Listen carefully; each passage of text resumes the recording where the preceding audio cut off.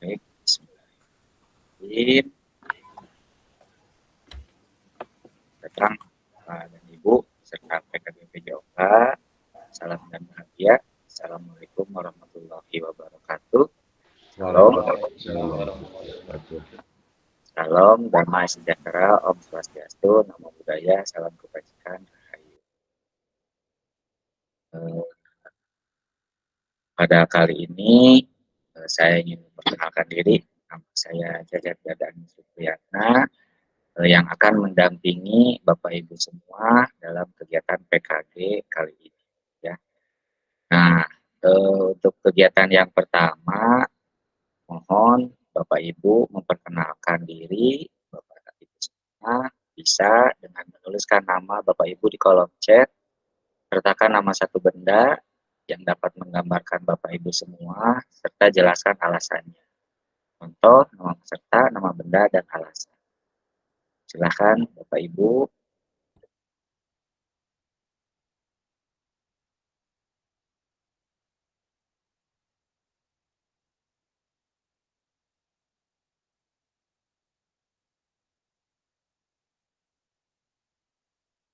Ada dari Bapak Muhammad Syarif Hidayat.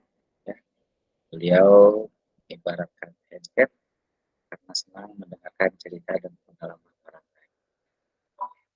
Bisa sedikit dijelaskan Pak Syarif? Iya Pak, saya seperti itu karena saya dulu sedang mendengarkan cerita dan pengalaman orang lain untuk diri saya sendiri nanti ke depannya Pak, sambil belajar. Ya, baik, terima kasih Pak Syarif. Oke, yang lainnya Bapak Ibu ditunggu perkenalan dirinya. Ada Pak Restu Fajar Matias Deni. Nah, ini tidak menyebutkan nama satu benda.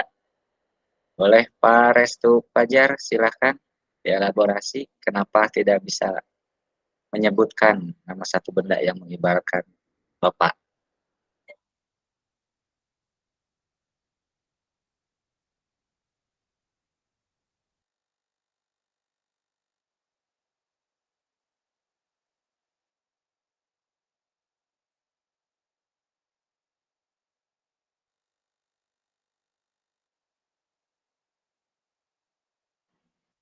Pak Restu Fajar, apakah kondusif?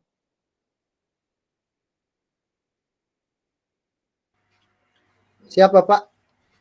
Nah, Mohon maaf. Gak apa-apa Pak, mangga silakan Pak. Siap.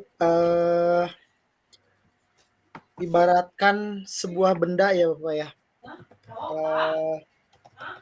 Mungkin saya lebih seperti air ya, karena saya ingin mengikuti setiap tempat seperti bentuk wadahnya gitu, Bapak. Baik, terima kasih Pak Restu Fajar.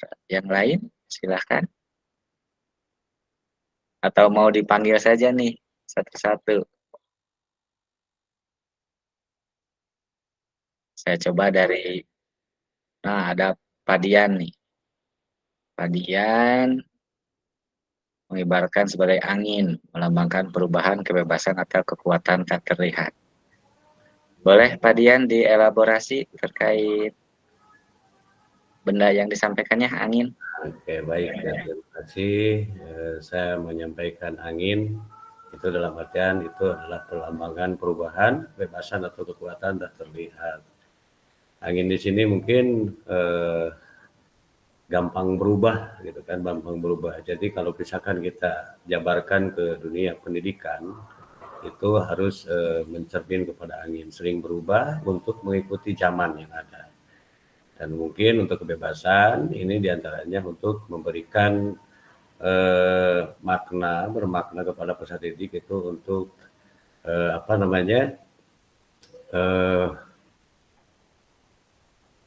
berinikan kepada peserta didik gitu, apa baca itu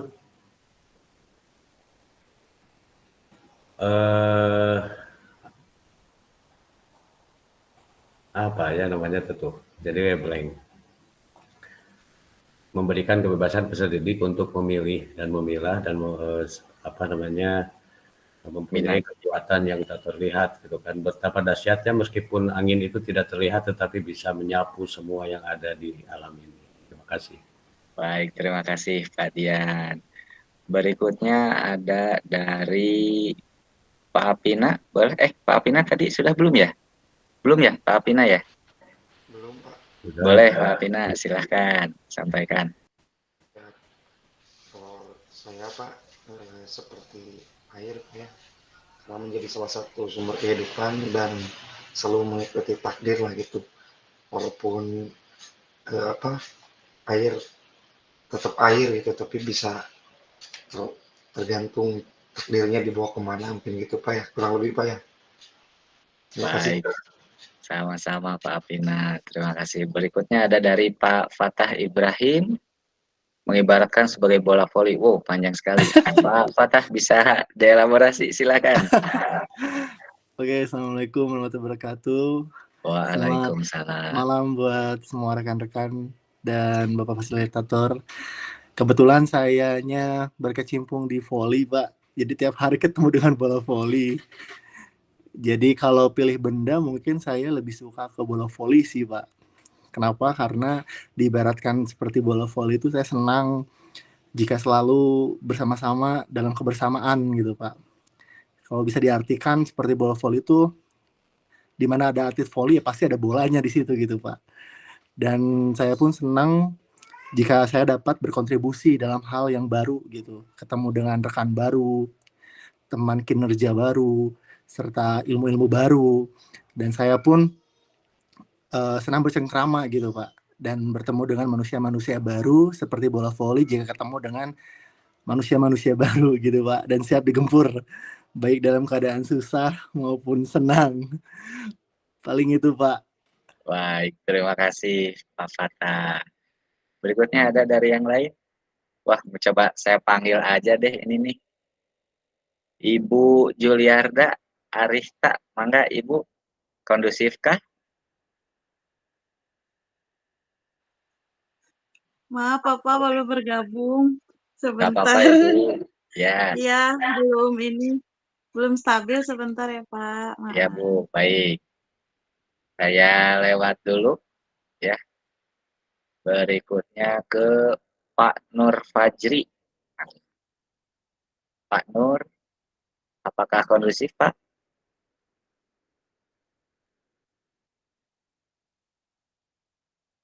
Oh, sepertinya tidak. Berikutnya ke Pak Restu Ramdhani. Ada Pak Restu Ramdhani?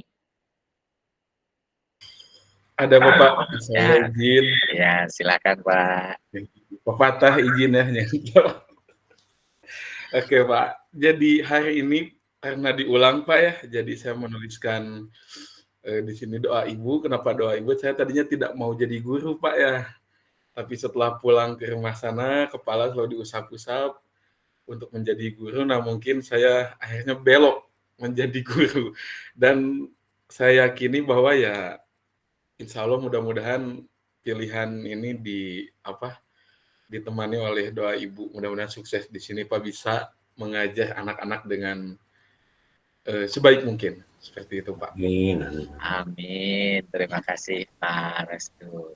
Baik, perkenalannya mungkin cukup sampai di sini. Sekarang kita lanjutkan lagi agenda hari ini.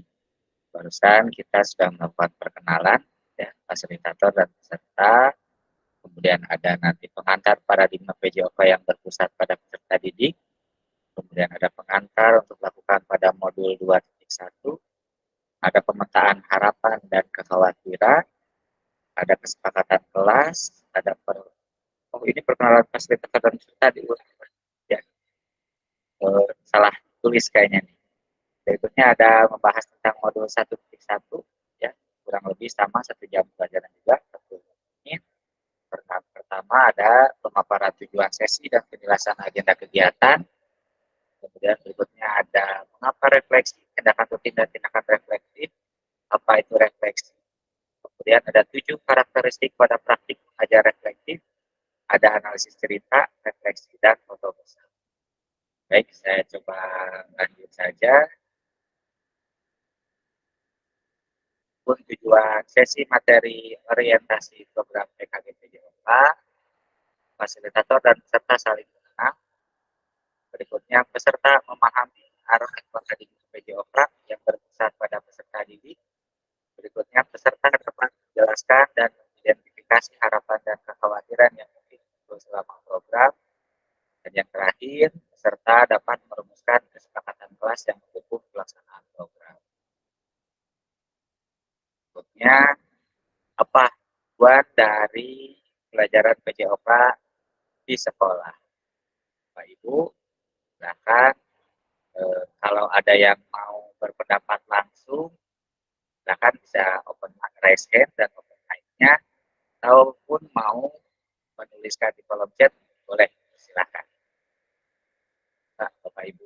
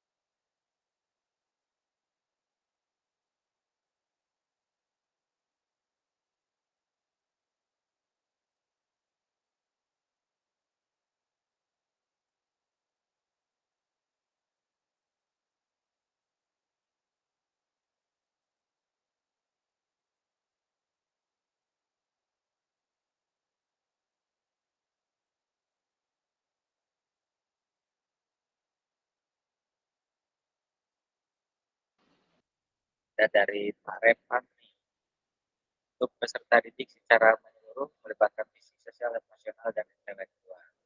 Bisa dijelaskan Pak Repan?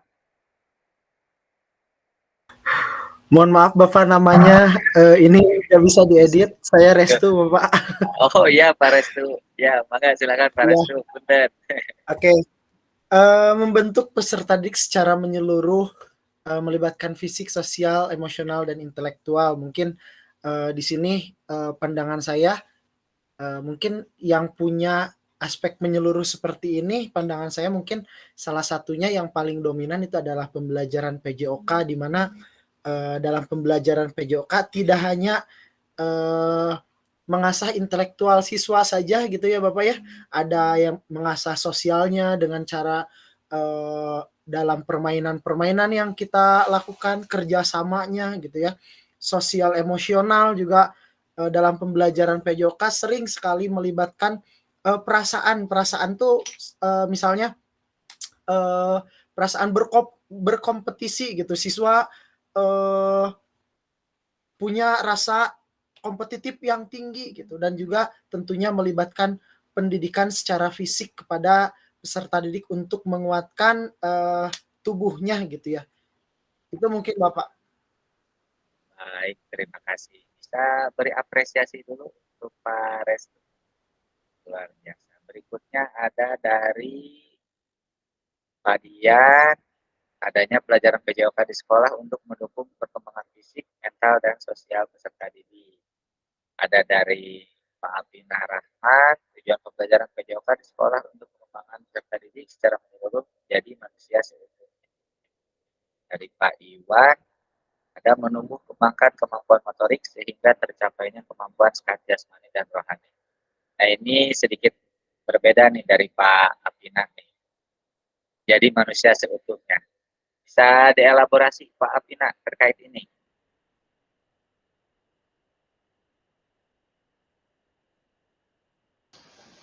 Siapa? Ya, silakan Pak Abina. Ya, mungkin kurang lebih tadi sama seperti Pak Restu, Pak ya.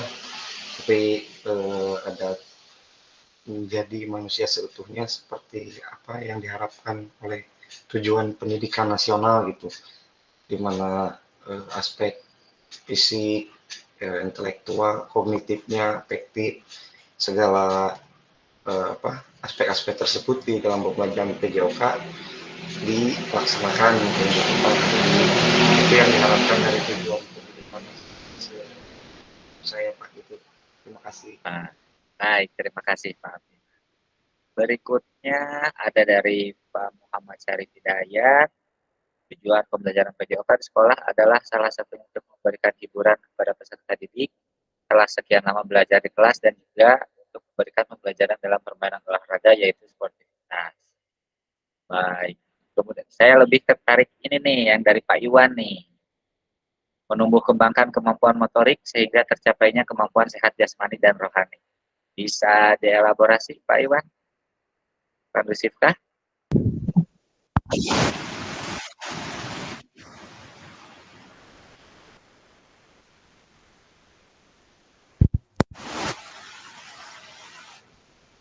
Halo Pak Iwan.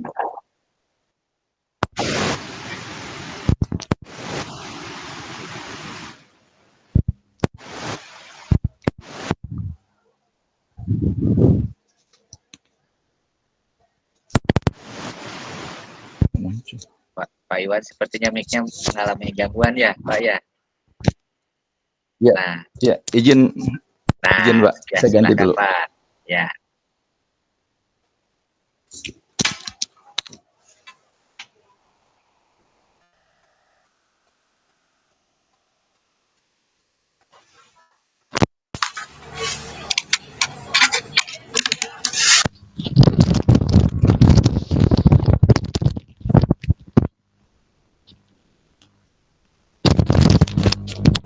Cek audio, Pak. Ya, aman, Pak Iwan, silakan. Aman. Baik, terima kasih. Mohon maaf baru bergabung ini tadi. Biasa, Pak, sinyal lokasi gunung, Pak. Gitu. Ya, nggak apa-apa, Pak. Silakan, Pak. Baik. Ya, menumbuh kembangkan kemampuan motorik, Pak. Memang di Penjas itu kan kita yang utamanya gerak, Pak. Gerak motorik. Gerak motoriknya diharapkan dari banyaknya berkegiatan berolahraga, baik itu secara permainan dan segala macam di PJOK, secara tidak disadari harapan kita yaitu menumbuhkan kemampuan kebugaran jasmaninya, Pak. Gitu. Tak lupa di sini juga sehat rohaninya. Seperti biasa kita selalu diawali kegiatan, di akhir kegiatan kita biasa selalu tidak lupa selalu tetap berdoa gitu. Jadi harapan kita baik jasmani dan rohaninya terjaga begitu, Pak. Ya, baik Pak Iwan, terima kasih. Selanjutnya ada dari Pak Muhammad Syarif. Pak Muhammad Syarif untuk memberikan hiburan. Nah, silakan. Iya, Pak. Bisa ada elaborasi terkait ini, Pak Syarif? Oke, Assalamualaikum warahmatullahi wabarakatuh. Menurut saya salah satu tujuan dari pembelajaran PJOK itu memberikan hiburan kepada para peserta didik adalah karena kita sudah mengetahui bahwa para peserta didik itu salah satu mata pelajaran favoritnya adalah PJOK ya Pak ya. Jadi secara tidak langsung karena pelajaran yang disukai dan mereka senang melakukannya gitu. Jadi ketika mereka senang berarti itu adalah hiburan buat mereka. Terus ketika sekarang kurikulum mereka adalah berpusat pada murid, jadi kita untuk saya sendiri, saya itu menanyakan kepada para peserta didik mau main apa kalian hari ini seperti itu. Terus kebanyakan mau main bola katanya. Jadi saya usahain kita main bola tapi tetap tujuan pembelajarannya tercapai gitu Pak. Jadi mereka tetap senang melakukannya dan tujuan pembelajarannya tercapai. Itu Pak. Itu dari saya. Terima kasih. Baik, terima kasih Pak Syarif. Berarti Pak Syarif lebih mengutamakan belajar melalui permainan ya, Pak ya. Berikutnya, Betul, Pak. Betul. Berikutnya ada dari Pak Juliada, Pak Ibu ya, Pak. Tujuan pembelajaran PJOK mengoptimalkan tumbuh kembang peserta didik, baik fisik, sosial, emosional, intelektual, dan kesehatan melalui kegiatan jasmani. Dari Pak Nidi, tujuan PJOK melatih dan mengasah motorik siswa serta membentuk karakter melalui permainan olahraga. Ya, mirip dengan yang disampaikan oleh Pak Syarif ya. Baik, kita lanjut ke yang berikutnya. Nah, ini ada apakah betul PJOK untuk prestasi? berdasarkan data perkembangan prestasi di Indonesia dalam 40 tahun terakhir, hal ini tidak menunjukkan signifikan perkembangan. Jika memang benar PJOK menyumbang prestasi di Indonesia. Ada yang mau berpendapat tentang ini, Bapak Ibu? Pak Restu, silakan.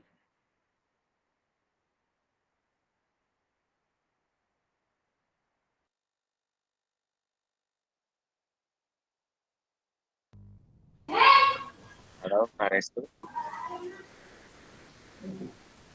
Apakah jelas suaranya? Ya, jelas Pak. Silakan. Jelas. Izin Bapak untuk mengemukakan pendapat, apakah betul PJOK untuk prestasi? Menurut pandangan pribadi saya, PJOK dan prestasi itu suatu hal yang hampir mirip, berjalan berdampingan, tetapi mempunyai tujuan dan proses yang berbeda gitu. Mengapa demikian? Karena yang kita tahu ada tujuan dari PJOK itu membuat peserta didik mempunyai atau membuat peserta didik bisa mempunyai kebugaran lah, salah satunya mungkin mempunyai kebugaran, terus juga mengoptimalkan tumbuh kembang peserta didik tanpa pandang bulu. Semuanya berhak untuk mengikuti kegiatan PJOK dan mendapatkan hak yang sama.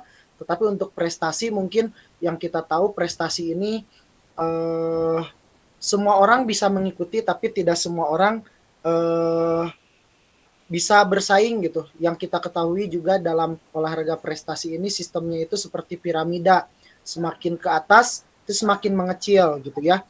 Tidak semua orang bisa sampai di puncaknya, banyak yang dikorbankan.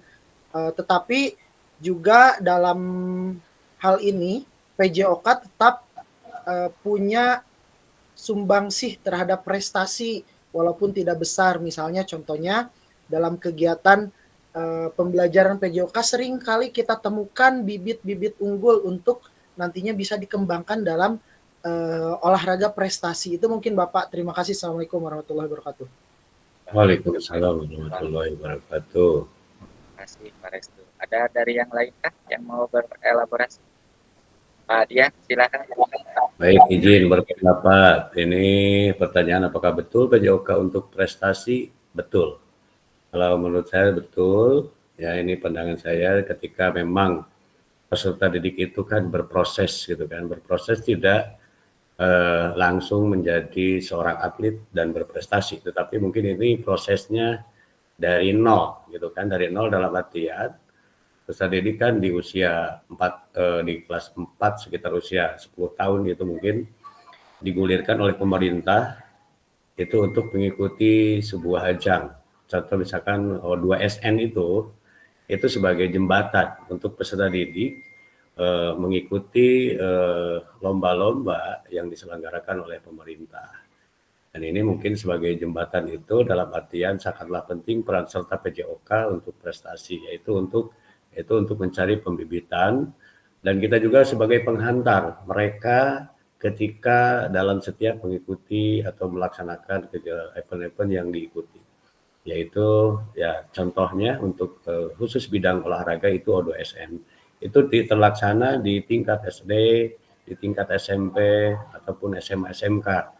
Dan ini sebagai penghantar dan sangat berpengaruh sekali, dan tidak ada mungkin di sini seorang atlet tidak mungkin bersekolah dan tidak mungkin untuk mengikuti pembelajaran PJOK.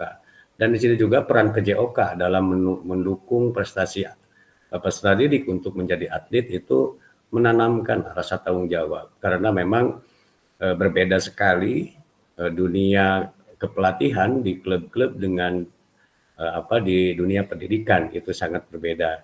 Yang saya rasakan, saya juga pernah berkecimpung di klub gitu kan, dan membedakan antara klub dengan sekolah. Tentunya sekolah lebih menumbuh kembangkan dalam karakter, sehingga peserta didik itu mempunyai kekuatan penukul, karena ketika karakter peserta didik sudah kuat, ya secara otomatis akan mendukung, meningkatkan prestasi dan meningkatkan mentalitas dari peserta didik tersebut. Jadi Saya simpulkan bahwa PJOK ini sangat berperan penting untuk mendukung prestasi peserta didik. Terima kasih.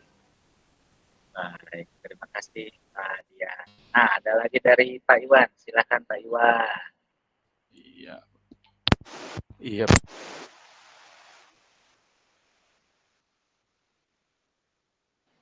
Belum terdengar Pak Iwan. Sepertinya mic-nya gangguan lagi. Cek, cek, cek.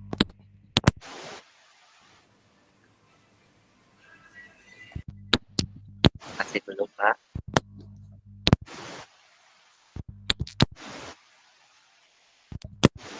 Aduh. Masih belum masuk.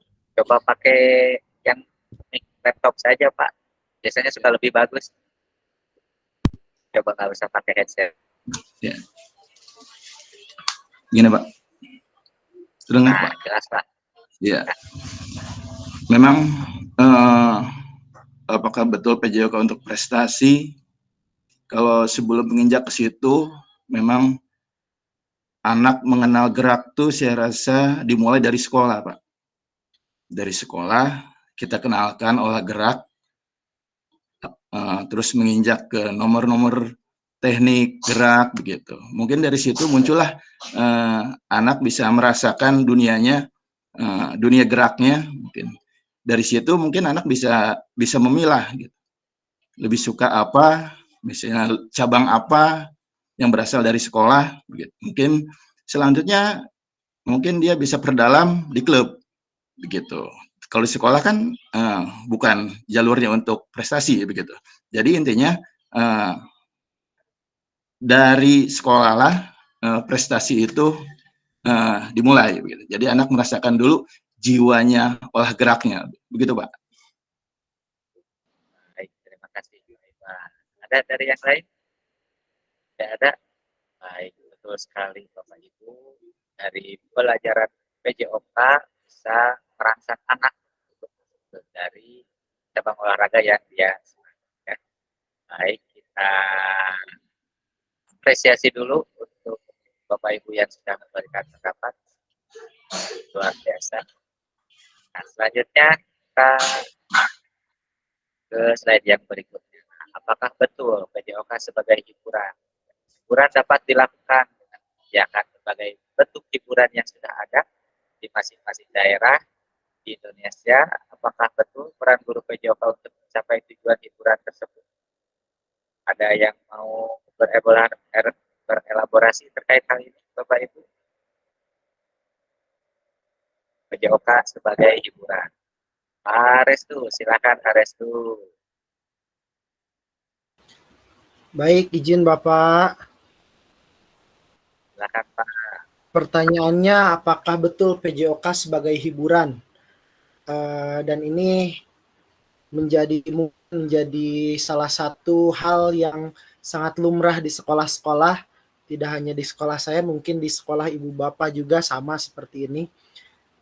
Ketika pembelajaran PJOK mulai, biasanya anak akan sangat antusias, bahkan belum masuk jam pelajaran PJOK, jika guru mata pelajaran sebelumnya tidak ada, mereka sudah langsung berganti pakaian dan langsung biasanya nyamperin gitu ke ruangan guru PJOK. Biasanya seperti itu kalau di sekolah saya, Bapak.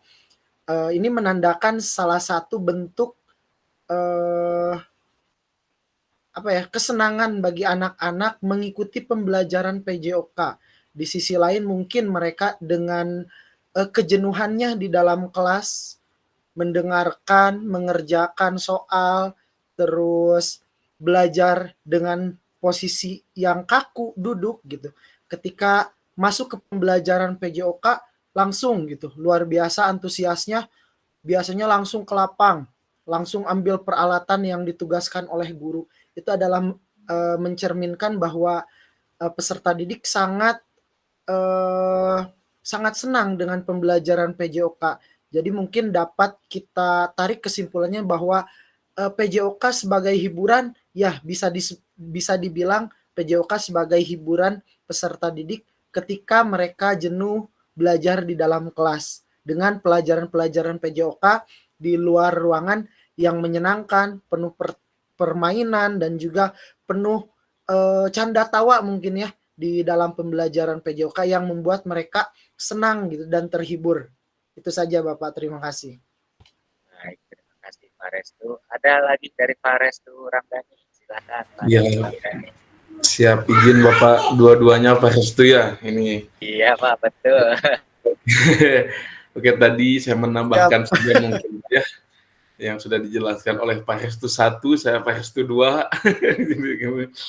Jadi betul apa yang disebut hiburan, jelas sekali siswa ketika keluar dari kelas saja langsung mereka yang dicari itu adalah lapangan. Bahkan sampai lupa mereka untuk ganti baju pun sampai lupa seperti itu. Tetapi jangan salah juga, di sini ada pertanyaan, apakah betul peran guru PJOK untuk mencapai tujuan hiburan tersebut? Menurut saya tidak semua pul juga ya, karena memang tidak hanya anak saja mungkin yang memang datang ke lapangan untuk senang, tapi mungkin anak juga memerlukan fasilitas kita sebagai guru di lapangan. Kalau gurunya tiba-tiba pas datang ke lapangan galak, mungkin tidak jadi hiburan juga ya bagi anak-anak.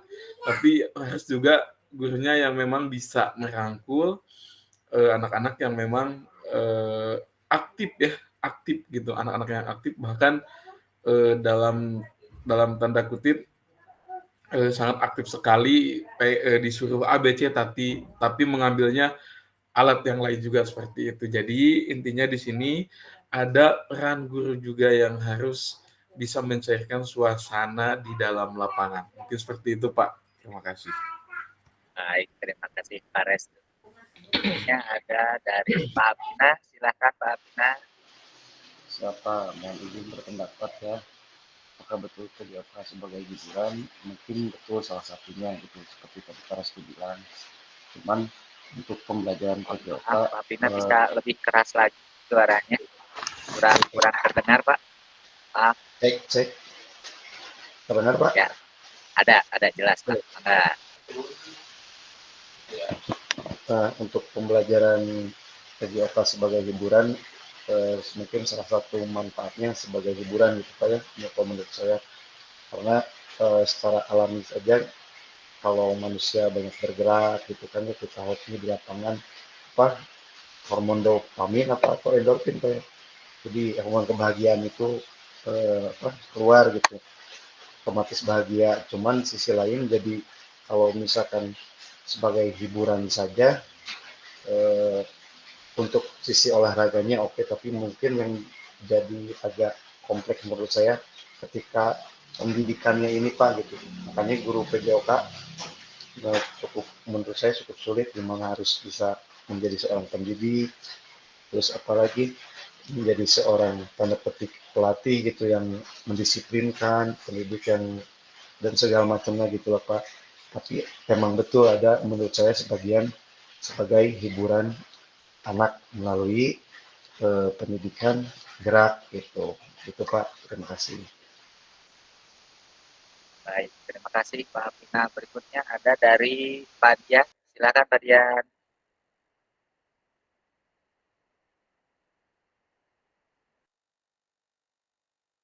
Mic-nya belum nyala, Pak.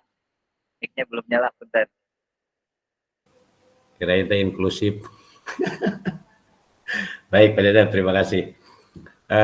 Ini ada pertanyaan, apakah betul PJOK sebagai hiburan, gitu kan? Ini dalam tanda petik yang namanya PJOK itu memang yang tadi yang disampaikan itu bahwasanya pembelajaran PJOK itu pelajaran yang menyenangkan bagi peserta didik.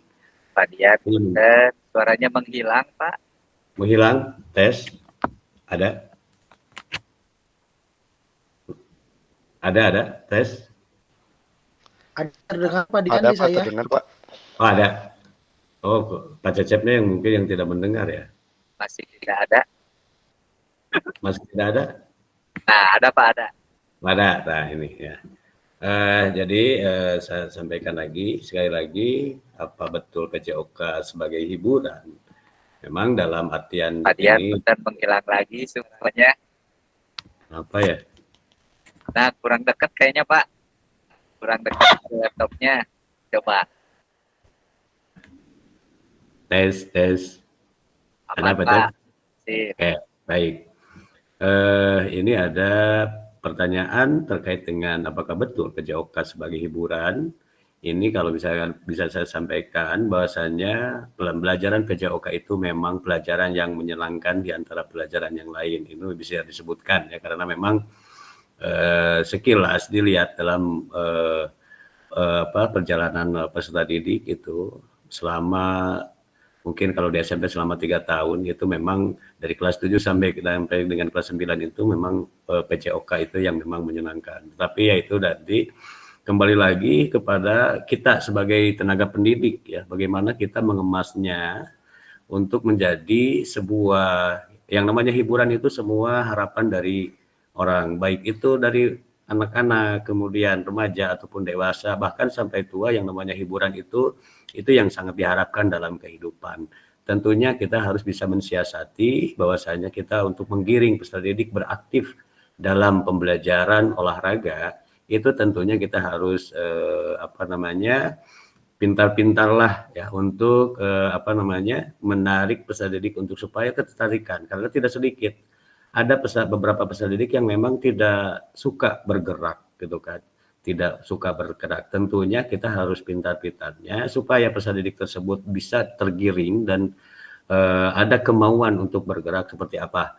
Jadi sekali lagi untuk dalam tanda petik hiburan ini supaya mungkin yang mengasihkan ya, yang seru gitu kan, seperti kita banyak bentuk-bentuk permainan ya yang mengarahkan, tetapi tidak kalau misalkan peserta didik yang memang disuruh secara langsung lakukan passing bawah dalam permainan bola voli contohnya. Tetapi kalau dalam bentuk kita mengemas misalkan dengan adanya bola beracun ataupun bola kijang ya istilahnya, itu mereka secara otomatis akan melindungi kakinya ya, karena target dari lemparan itu kakinya, sehingga mereka itu dapat secara tidak disadari akan melakukan gerakan teknik dasar dalam permainan bola voli itu passing bawah. Jadi diarahkan ke situ, mungkin di situ akan tanpa disadari mereka itu sudah melakukan teknik tersebut. Jadi otomatis mungkin PJOK sebagai hiburan ini sangatlah cocok ya, sangat bagus untuk penerapan dalam setiap pembelajaran gitu kan. Jadi secara otomatis akan mau menguatkan bahwa yang namanya PJOK itu tidak membosankan, tidak menyeramkan, bahkan mungkin bisa disiasati karena ada cabang-cabang olahraga tertentu yang memang mereka tidak sukai, misalkan kekuatan gitu kan, untuk lakukan push up, lakukan sit up dan lain sebagainya, mereka pasti akan malas-malasan gitu kan. Tetapi kalau kita bisa mengemas sebagai difasilitasi dengan alat hiburan, misalkan dengan bermain dan lain sebagainya, yang mereka tanpa sadari untuk melakukan gerakan itu, insya Allah mereka juga akan senang dan bergerak. Itu, terima kasih. Baik, terima kasih kalian. Bisa minta apresiasinya untuk Bapak yang telah memberikan pendapatnya terkait hal ini. Luar biasa.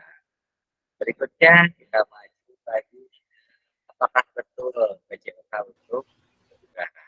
Ya, kenyataannya berapa banyak ya pelajaran PJOK yang digunakan waktu sebagai kerja bakti dan atau bahkan aktivitas lainnya yang tidak menggambarkan PJOK untuk mencapai kebugaran. Apakah betul tujuan kebugaran tersebut bisa tercapai hanya dengan PJOK? Nah, Ibu, adakah yang mau berpendapat? Gimana Pak? Gimana Pak Restu? Suaranya hilang muncul. Suaranya sempat menghilang tadi. Ya. Sekarang gimana? Sudah terdengar lagi? Terdengar tapi tidak Terdengar jelas. sedikit, Pak. Terdengar sedikit ya? Cek. Baik. Ada Bapak Ibu? Sepertinya jaringan, Pak. Karena hujan ya. mungkin jaringannya terganggu. Iya, betul, hujannya gede. Dan suara yang masih bisa kurang. Baik. Nah, sekarang kita berlanjut di slide yang berikutnya ya, Bapak Ibu. Apakah betul PJOK untuk kebugaran? Kenyataannya berapa banyak yang pelajaran PJOK yang digunakan sebagai kerja bakti atau bahkan aktivitas lainnya yang tidak menggambarkan PJOK untuk mencapai tujuan kebugaran? apakah betul tujuan kebugaran tersebut bisa tercapai hanya dengan PJOK? Nah, dari Bapak Ibu, adakah yang mau berpendapat terkait hal ini? Kalau ada yang mau berpendapat, bisa raise hand.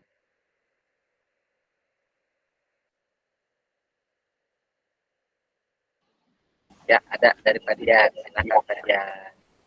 Baik, kalau dilihat, kalau kita telaah dari PJOK sendiri kan itu pendidikan jasmani, olahraga, dan kesehatan, gitu kan ya.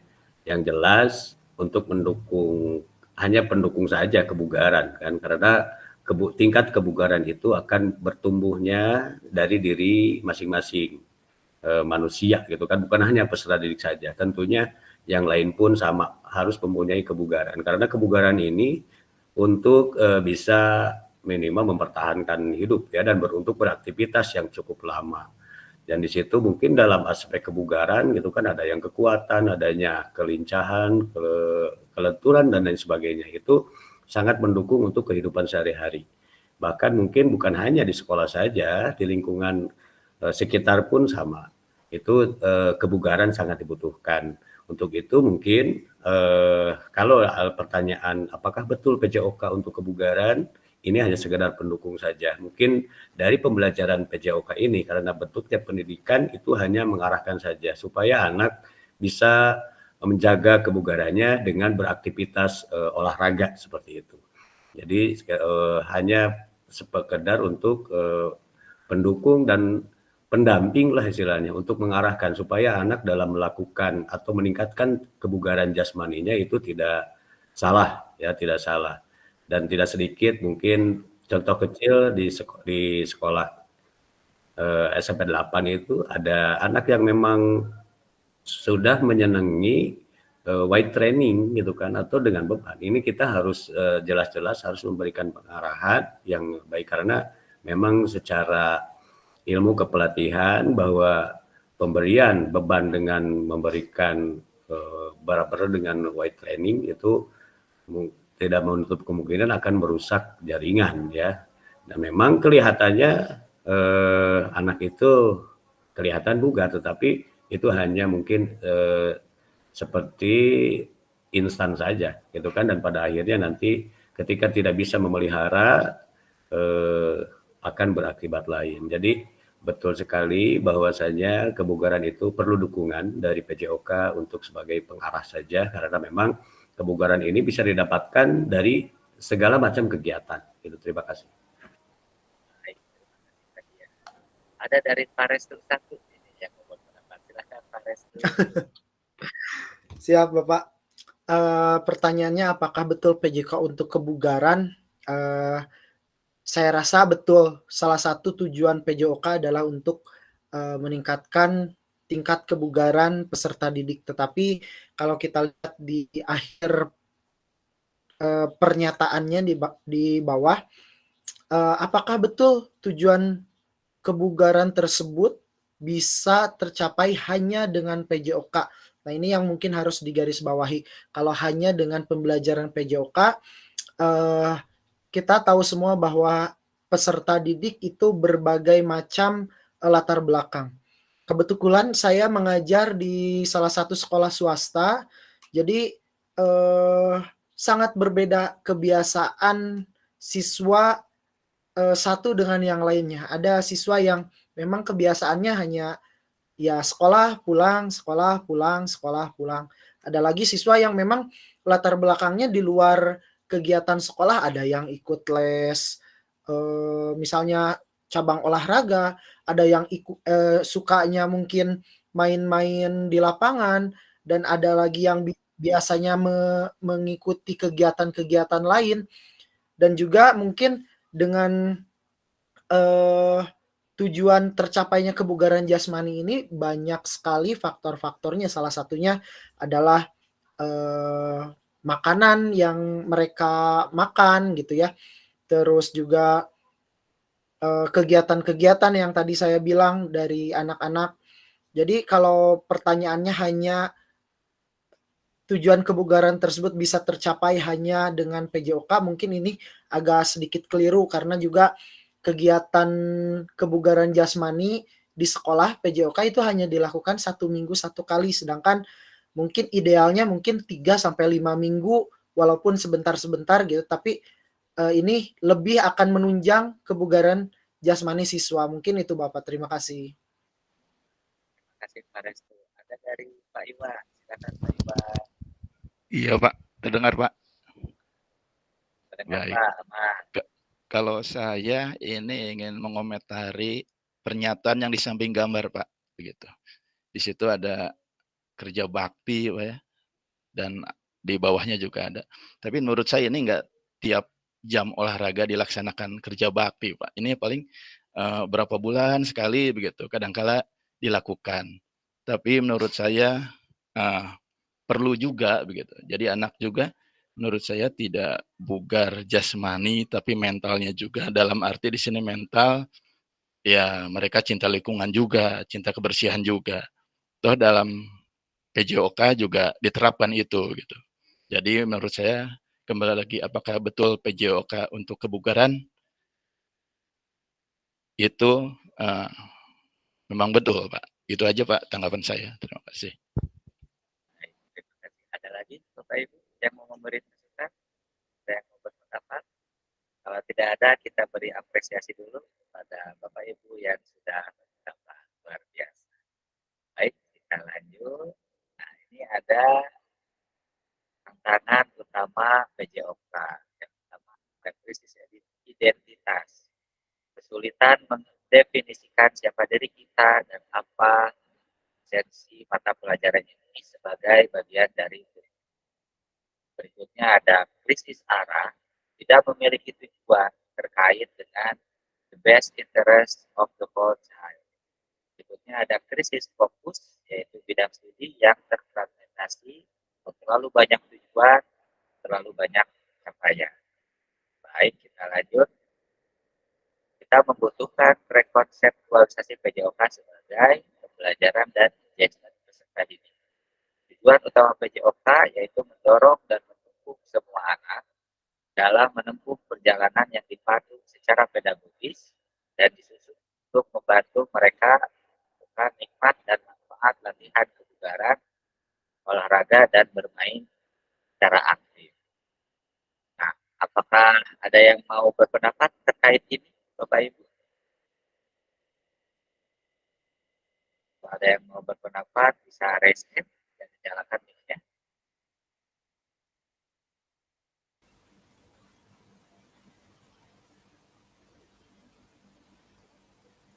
Tidak ada. Kalau tidak ada, cukup ya, cukup jelas. Baik, kita lanjutkan. Nah, ini ada PJOK yang memfasilitasi belajar nanti gerak. Ada involving versus engaging, ada having fun versus enjoy. Terkait ini, Bapak Ibu, ada yang mau berpendapat? Adakah? Atau sudah cukup jelaskah? Nah, ada dari Pak Iwan. Silakan Pak Iwan. Iya, ini komentarin aja Pak. Silakan Begitu. Pak. PJOK yang memfasilitasi belajar menikmati gerak. Ya, memang sekarang kan dituntut kita untuk memfasilitasi gerak siswa agar siswa menikmati gerak sesuai dengan tugas kita gitu. Jadi sekarang mungkin tidak selalu hanya harus bisa misalnya di basket gitu kan, kita buat kelompok beberapa gitu yang pandai dribble, yang pandai chest pass, overhead atau bound pass. Nah itu mungkin kita harus bisa pilah itu agar siswa bisa menikmati geraknya tanpa rasa takut harus maksudnya saya tidak bisa. Nah begitu. Jadi memang PJOK harus memberi fasilitas kenikmatan gerak pada siswa. Itu aja Pak. Ada lagi dari yang lain, Bapak Ibu?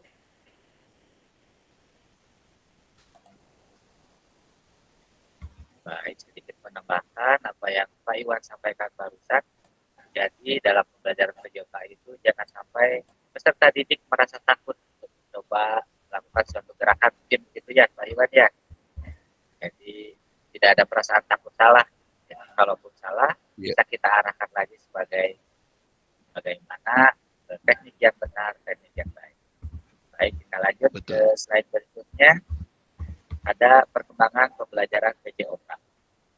Kondisi saat ini tuntutan untuk menyampaikan pengajaran PJOK yang efektif dan berkesan pada peserta didik. Kondisi yang diharapkannya guru PJOK yang memfasilitasi PJOK yang berkesan pada murid. Berikutnya ada praktik pembelajaran yang cenderung eksklusif berdasarkan bakat dan bentuk fisik, gender, dan abilitas. Sedangkan kondisi yang diharapkannya pembelajaran untuk semua peserta didik. Berikutnya ada kondisi saat ini yaitu kebutuhan orientasi PJOK sebagai pembelajaran untuk peserta didik. Sedangkan kondisi yang diharapkannya pembelajaran untuk mengembangkan keterampilan, pengetahuan, pemahaman, dan sikap peserta didik untuk aktif sepanjang hayat. Nah, terkait hal ini, adakah yang mau berpendapat, Bapak Ibu?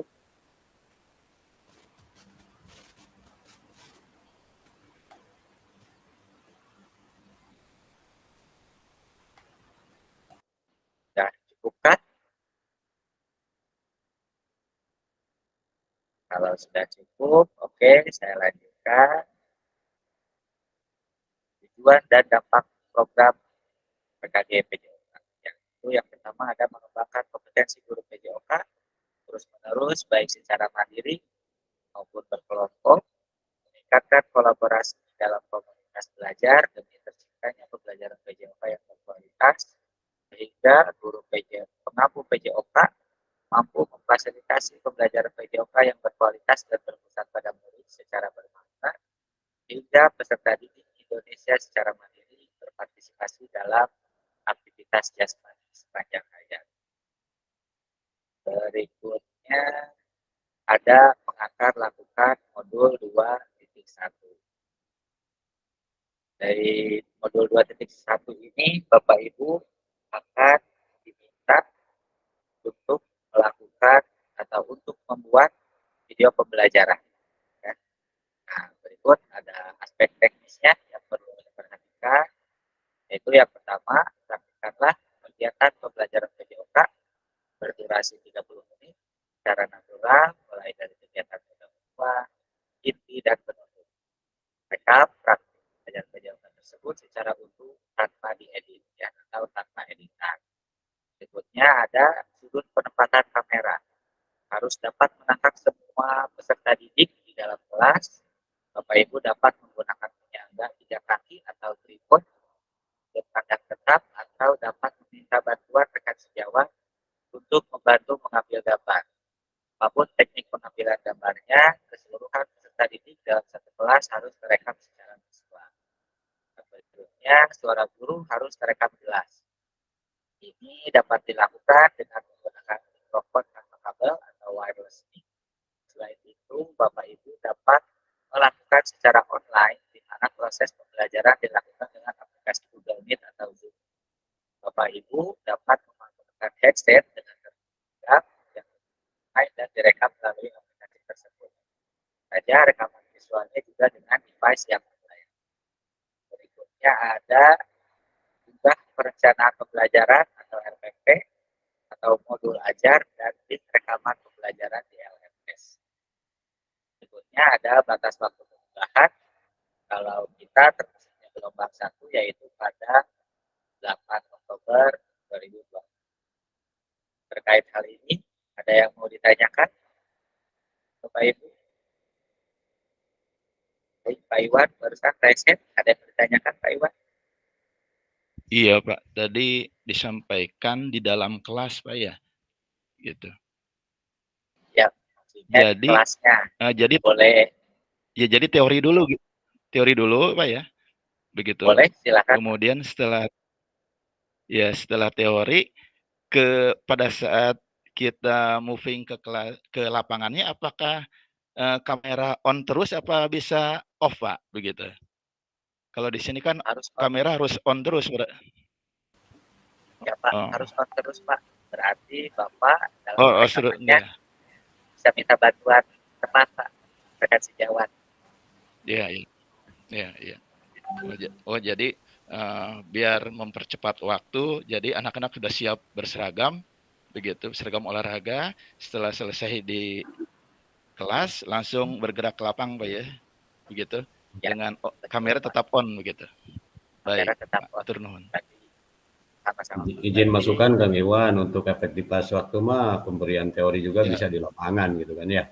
Cari tempat yang nyaman Ya. dulu, yang teduh ataupun apa. Jadi langsung saja di situ untuk supaya tidak ada proses keluar dari kelas gitu lah. Ya.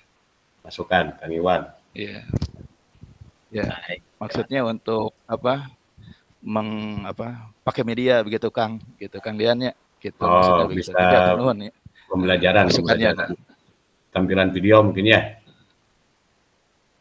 Iya Kang, gitu Kang. Sip. Ya, Situasional aja. Ya. Ya, kalau Siap. hal itu silakan dikondisikan, Ibu, ya. Apakah mau di kelas itu menampilkan video atau presentasi dan bisa dilanjutkan ke lapang. Tapi mungkin alangkah baiknya pakaian peserta didiknya sudah berpakaian olahraga. Jadi kalau nunggu dulu anak berganti pakaian kan lumayan ya, lumayan lama. Jadi anaknya udah siap dulu dengan pakaian olahraga, meskipun mau di kelas dulu silahkan ya untuk menampilkan presentasi atau video baru berjalan ke lapang. Ada lagi pertanyaan dari yang lain, Bapak Ibu? Sudah cukup jelaskah? Mungkin ini Pak Cecep untuk apa? Maaf. Enggak. Ruangan sumber. Ini untuk pembuatan konten ini mohon mungkin untuk di schedule ya, di rundown-kan lah di kegiatan tentangnya dari tanggal berapa sampai tanggal berapa, supaya mungkin ada arahan, nanti di-share-kan aja di grup WhatsApp. Ini untuk pembuatan konten itu punya rentang waktu berapa, maksimalnya tanggal berapa. Di sini kan kalau misalkan dilihat dari pengunggahan itu 8 Oktober ya. Pengunggahan 8 Oktober. Itu mungkin yang terbarukah mendekati 8 Oktober itu, atau mungkin dari awal-awal sudah bisa kita upload gitu kan sebelum tanggal 8 Oktober itu. Baik, sebentar. Ada dari Ibu Juliarda, silahkan. Ya, izin bertanya Pak, kalau untuk durasi 30 menit itu harus pas atau tidak masalah kalau lebih? Itu aja Pak, makasih. Baik, saya coba jawab dulu pertanyaan dari Pak Dia. Untuk penguploadan di tanggal 8 Oktober, karena kalau sekarang modulnya juga belum bisa dibuka. Jadi hal ini diinfokan dari sekarang itu agar Bapak Ibu bisa siap-siap. Nah, kira-kira materi yang mana yang bisa dilaksanakan mulai dari pendahuluan, inti sampai penutupnya dilakukan selama 30 menit kurang lebih. Ya, saya coba jawab pertanyaan dari Ibu Juliarda. Untuk durasi, kalau bisa pas sekitar 30 menit ataupun lebih di 31, 32 ataupun kurang di 28, di 29 menit silahkan. Tapi kalau kurang sih kemungkinan susah ya kalau untuk sampai 3 hal itu terpenuhi gitu ya, mulai dari pendahuluan, ini sama penutup, kurang dari 30 menit itu sangat susah. Paling juga lebih, adapun lebihnya tidak terlalu lebih dari 35 lah. Kemarin juga sama ada yang begitu. Itu mungkin itu. Udah cukup kan? Ada dari Pak Restu, silakan Pak Restu. Ada yang mau ditanyakan? Bapak izin bertanya, ini kan waktu pembuatan video waktu durasi videonya itu 30 menit. Nah, sedangkan kita juga harus upload modul ajar dan RPP. Apakah RPP-nya juga disesuaikan 30 menit atau yang biasa saja 3 jam pelajaran seperti itu, Bapak? Baik. Yang disesuaikan 30 menit, Pak.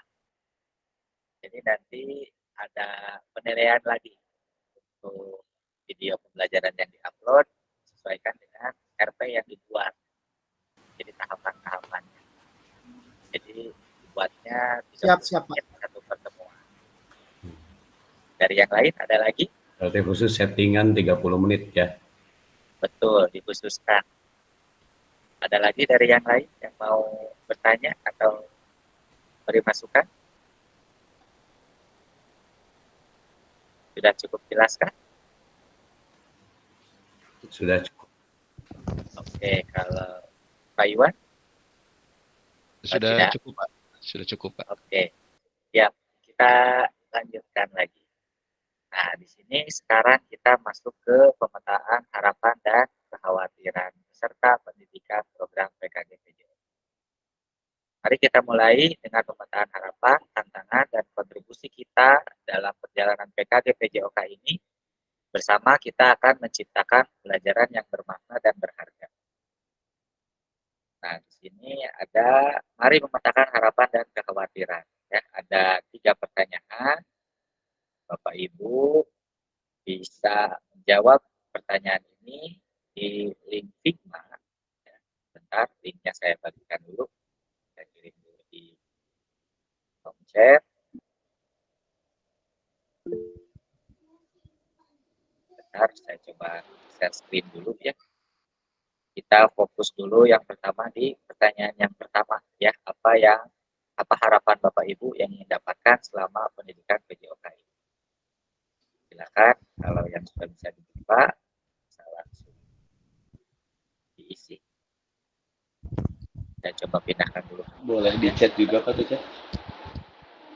Boleh kalau yang kesulitan. Boleh kalau yang kesulitan. Tapi kalau yang bisa mengerjakan di Figma, boleh langsung di Figma saja.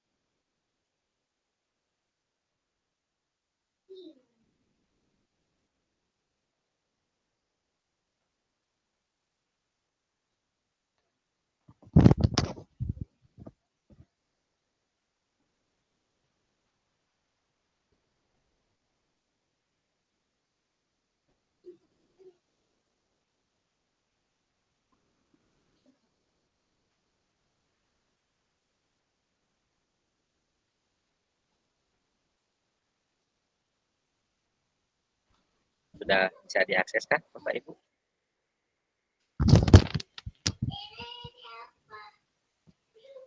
Belum, Pak. Susah Belum. dibuka. Masih mutar, Pak.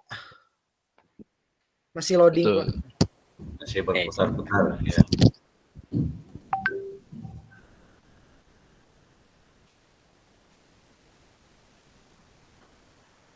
Coba di link yang kedua. Misalkan.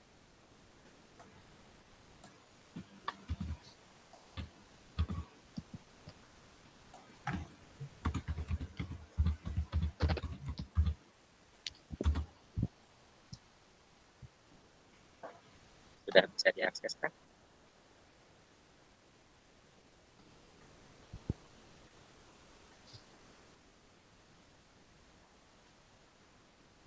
Kalau saya masih belum juga.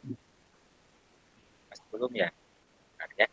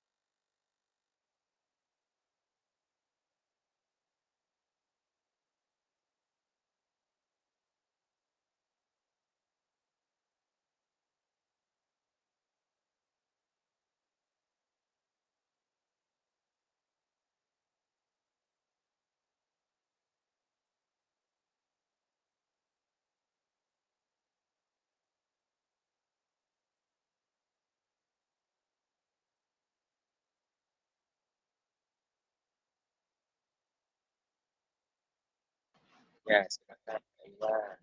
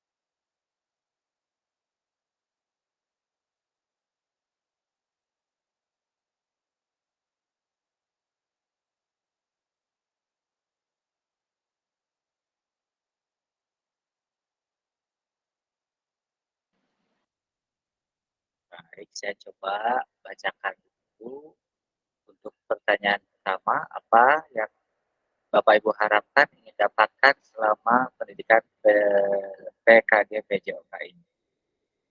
Ini ada yang tidak diberi nama nih. Dapatkan ilmu yang bermanfaat bagi pengembangan kompetensi saya sebagai guru PJOK. Kemudian ada, dari Pak Apina itu ya. Nah, berikutnya ada dari Pak Restu Fajar. Harapannya dalam mengikuti PKG ini menambah wawasan baru dan menjadi guru yang sesuai dengan perkembangan zaman sehingga menjadi guru PJOK yang lebih baik. Berikutnya ada dari Ibu Fitri, harapannya setelah mengikuti PKG PJOK ini bisa menerapkan pembelajaran yang berpusat kepada siswa, membuat pembelajaran yang menyenangkan sehingga tujuan pembelajaran dapat tercapai. Berikutnya ada dari Pak Iwan, harapannya bisa terus berkembang dunia olahraga di sekolah. Berikutnya dari Ibu Juliarda, penguatan dan menambah wawasan di metodik pembelajaran PJOK masa kini yang bermanfaat untuk jangka panjang bagi saya sebagai pendidik dan juga bagi peserta didik. Berikutnya ada dari Pak Restu Ramdhani, harapkan menjadi guru yang baik dalam memberikan pembelajaran terhadap siswa dan siswi. Dari Pak Sari, harapan dalam mengikuti PKG PJOK ini, saya berharap bisa mendapatkan ilmu yang bermanfaat yang bisa diterapkan di pembelajaran PJOK. Pertanyaan kedua, sudah lumayan banyak yang mengisi. Ada dari Pak Iwan, pertanyaannya tadi apa yang menjadi tantangannya dalam mencapai harapan Bapak Ibu. Yang pertama dari Pak Iwan, yaitu tantangan yang terkendala kondisi fasilitas yang terbatas. Dan ini dari Pak Apina, ada tantangannya adalah waktu dan kesiapan belajar yang menyesuaikan dengan timeline kegiatan lain. Harus bisa membagi waktu ya dengan mengajar dan tugas lain. Berikutnya ada dari Pak Restu, yaitu kekhawatiran menjadi guru adalah dengan terus bergonta-ganti kurikulum. Dari Pak Sari Hidayat, hanya dengan sarana dan prasarana yang kurang atau lapangan kecil dan membuat pembelajaran PJOK tetap menyenangkan dan tujuan pembelajaran tercapai. Berikutnya dari Ibu Juliarda, tantangan yang berkaitan dengan harapan saya adalah membagi waktu antara tugas mengajar dan tugas lainnya di sekolah dengan tugas-tugas PKG. Berikutnya ada dari Pak Restu Fajar, hambatan yang ada pada saat ini berkaitan dengan kegiatan yang bermain padat sebagai guru PJOK yang merangkap tugas serta kekhawatiran pada saat pembelajaran luring karena harus meninggalkan kelas. Dari Pak Dian, yang menjadi harapan saya di kegiatan PJOK ini menjadikan pengantar untuk menambah pengetahuan bagaimana untuk memberikan pelajaran terhadap peserta didik dengan pembelajaran yang bermakna. Ini di pertanyaan ke-1 ini. Ini dari Pak Dian lagi. Yang akan mungkin menjadi tantangan dalam mencapai harapan, diantaranya yang pertama ada keterbatasan waktu pada setiap kegiatan, daya atau fasilitas yang dibutuhkan, yang kedua ada kurang dukungan dari institusi. Sedikit curhat ini Pak Dian nih. Berikutnya masuk ke pertanyaan ketiga. Ada beberapa orang yang mengisi, sama ada dari Pak Iwan, berfungsi sebagai insan olahraga, terus melayani siswa dalam pembelajaran PJOK yang menyenangkan. Ada dari Pak Apina, kontribusi saya untuk mencapai harapan adalah dengan mengikuti rangkaian pembelajaran di PKG dan serta berusaha berperan aktif serta mengatasi tantangan dengan cara menyesuaikan dengan kegiatan lainnya di luar PKG. Berikutnya ada dari Pak Restu Ramdhani, tantangannya apapun ingin menjadi lebih baik lagi dalam hal disiplin, ajar dan perilaku baik terhadap sejawat dan Mas Arif Hidayat mencoba berbagai macam permainan dalam pembelajaran PJOK supaya pembelajaran selalu menyenangkan dan tidak. Dari Ibu Juliarda, memanfaatkan waktu sebaik-baiknya untuk belajar dan mengaplikasikannya. habis. Baik, kita lanjut lagi ke materi orientasi. Bapak Ibu, sebentar, saya pindahkan dulu presentasinya.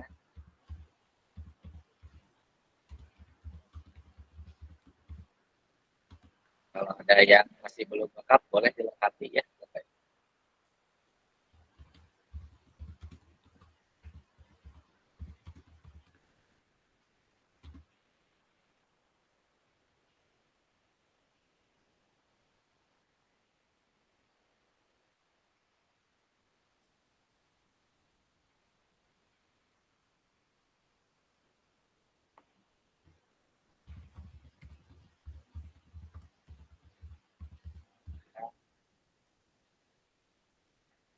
Sekarang kita memasuki ke kesepakatan pembelajaran.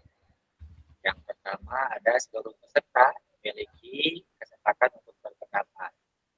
Berikutnya berpikiran terbuka dan saling menghormati. Yang ketiga, jika ada satu peserta berbicara, maka peserta yang lain mendengarkan. Empat, berpartisipasi penuh. Yang kelima, kamera selalu dalam keadaan hidup atau on cam. Atau mungkin bagi yang jaringannya bermasalah, boleh off cam ya. Jadi biar suaranya lebih terdengar jelas. Berikutnya dilanjut dengan tatap ayat 1, 2, 1.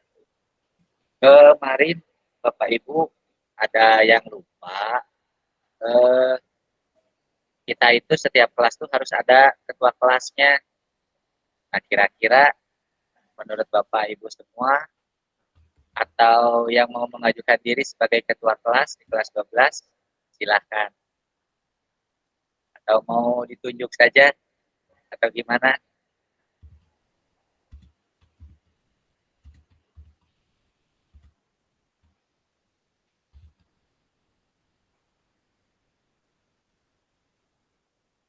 Untuk ketua kelas atau dibahas nanti saja di grup WhatsApp. Kang Dian atau? Mana Pak Dian, siap? Tidak siap. Tidak siap. Atau di vote aja ya nanti ya di grup WhatsApp ya. Di luar tatap maya. Nah, untuk Siap. supaya adil ditunjuk di vote aja ya. Siap, siap. Sekarang kita lanjut ke modul 1.1 ya, Bapak Ibu. Waktu juga sudah mau jam 9 ini. Dan saya share screen dulu.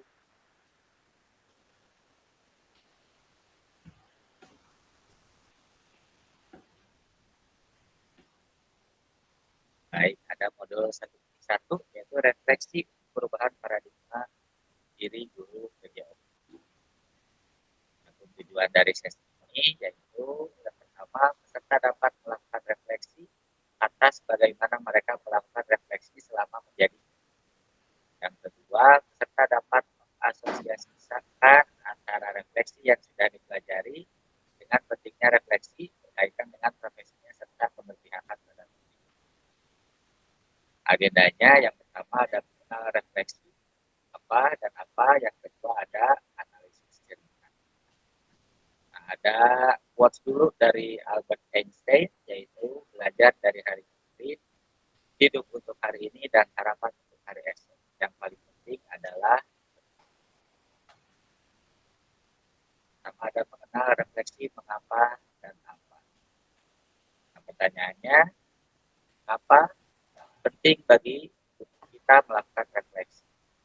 Yang kedua, apa itu refleksi? Yang ketiga, apa yang bisa kita refleksikan sebagai guru? Dari Bapak Ibu ada yang mau berpendapat terkait refleksi?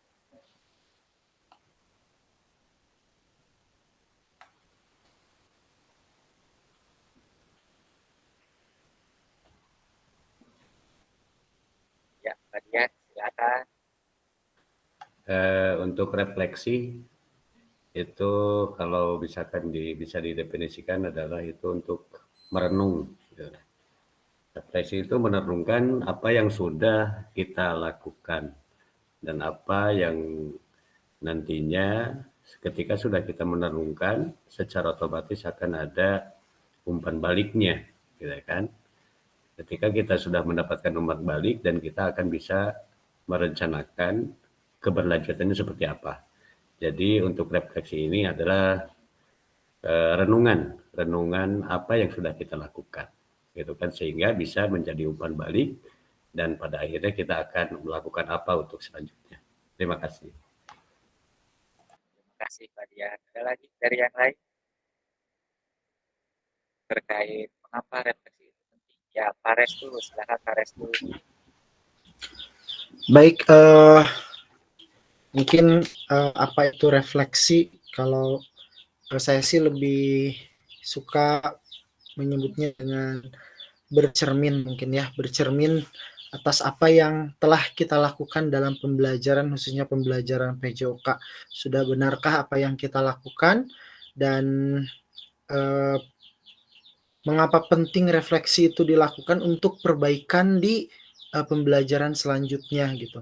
Apa yang bisa kita refleksikan sebagai guru PJOK misalnya, ketika dalam pembelajaran PJOK yang kita lakukan mengenai misalnya materi kebugaran jasmani yang mungkin biasanya menjadi salah satu materi yang sedikit dieluhkan sama anak-anak karena capek. Mungkin kita bisa dengan merefleksi, oh kenapa anak-anak bisa merasa jenuh dalam pembelajaran PJOK, mungkin kita bisa tambahkan permainan untuk mencapai tujuan dalam materi kebugaran jasmani. Mungkin itu Bapak, terima kasih. Ya, dari yang lain Bapak Ibu? Atau sudah cukup jelaskan? Kalau sudah cukup jelas, kita beri apresiasi dulu untuk Pak Dian dan Pak Restu. Luar biasa. Baik, sekarang kita lanjut. Ada tindakan rutin seorang guru. Yang pertama yaitu mengabsen, menyampaikan materi, meminta murid berbaris, memberikan kalimat instruksi, dan lain-lain. Refleksi perbaikannya yaitu tindakan reflektif. Yang pertama ada mengabsen dengan cara yang berbeda, menyampaikan materi dengan tambahan alat bantu, meminta murid berbaris dengan cara yang mengasihkan, dan memberikan kalimat instruksi dengan bahasa yang berbeda. Sudah cukup jelaskan untuk hal ini Bapak Ibu? Atau ada yang mau berelaborasi atau berpendapat? Kalau sudah cukup jelas, kita lanjut. Ada 7 karakteristik praktik mengajar reflektif. Yang pertama, memiliki fokus pada tujuan dan konsekuensi dari proses pengajaran yang kita lakukan. Yang kedua, menggunakan siklus monitoring, evaluasi, mengecek kembali praktik mengajar yang dilakukan. Yang ketiga, menggunakan bukti dan data untuk melakukan penilaian terhadap kesuksesan mengajar dan bagaimana peningkatan praktik yang dilakukan. 4, selalu menggunakan pola pikir yang terbuka, bertanggung jawab, dan belas kasih. Yang kelima, melakukan tindakan selalu berdasarkan pedagogi dari penelitian ilmiah yang berkembang. 6, melibatkan rekan sejawat melalui kolaborasi dan dialog untuk mengembangkan diri sendiri dan profesionalitas mengajar. Yang terakhir, itu berusaha mengembangkan praktik mengajarnya secara kreatif dengan mengintegrasikan model pembelajaran yang sudah dipelajari. Untuk hal ini, ada yang mau berelaborasikan, Bapak Ibu? Atau cukup? Pas. Pas, oke. Lanjut. Nah, ini ada analisis cerita. Nah, di sini silakan Bapak Ibu dibaca dulu, dianalisis cerita yang disajikan, ya. Jadi silakan berikan pendapatnya.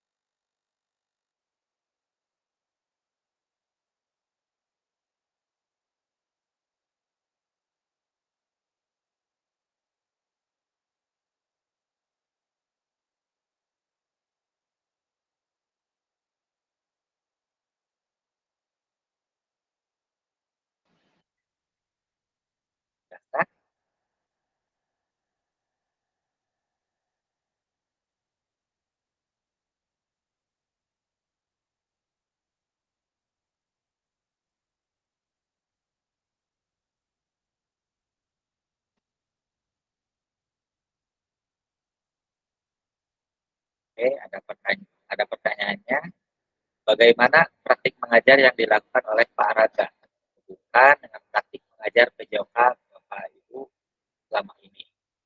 Berikutnya, apabila Ibu Bapak menjadi Pak Raga, maka refleksi seperti apa yang akan Ibu Bapak lakukan? Adakah yang mau berpendapat menjawab?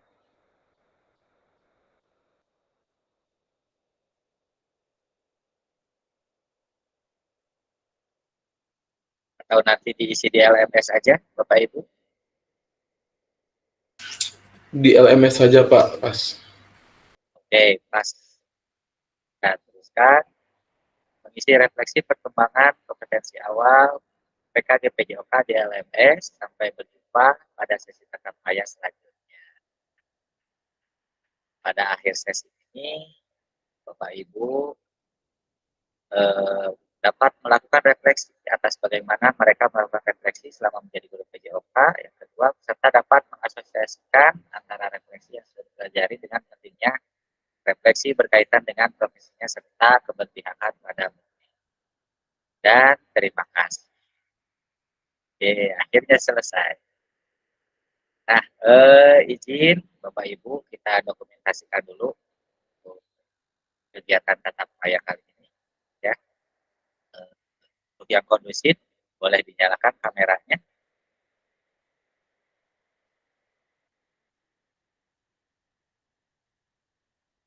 Oke, siap. 1, 2, 3. Oke, sebentar, saya simpan dulu. Baik, gaya yang berikutnya, siap. 1, 2, 3. Oke.